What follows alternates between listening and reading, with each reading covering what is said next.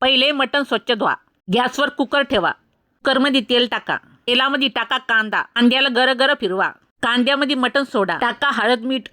पुन्हा फिरवा गरगर. टाका कोथिंबीर. जेव्हा आटण मटणाच्या अंगचं पाणी तेव्हाच 1 तांब्या पाणी वता. लगेच कुकरचं झाकण लावा. मटण शिजन तेवढ्या शिट्ट्या मारा. ठेवा एका बाजूला कांदे भाजायला. कांदे काळेभोर भाजा. कांदे भाजणं झाले की काढून घ्या. आता खोबरं घ्या भाजायला. तेल टाकून खोबरं भाजायचं खरपूस लाल चटक. नंतर टाका भाजलेला कांदा. टाका लसूण. टाका अद्रक कोथिंबीर. घ्या मसाला पाट्यावर दण वाटून. आता चला फोडणी मारू. तेलात टाका कांदा. कांद्याला पहिले नटू द्या. नंतर वाटलेलं वाटण टाका. वाटण चांगलं परतू द्या. आज आपण स्वादिष्ट मसाले वापरत आहे. कंदुरी मसाला खेड्यापाड्यात बनवली जाते कंदुरी. त्यात हा मसाला वापरला जातो. नावाप्रमाणे स्वादिष्ट आहे मसाला. झणझणीत लाल मसाला ती पण टाका. टाका हळद. मीठ शिजतानाच टाकलं आहे म्हणून मीठ टाकायचं नाही. लागत असेल तर चाटून पाहायचं. नंतरच मीठ टाकायचं. कुकरचं झाकण खोलायचं.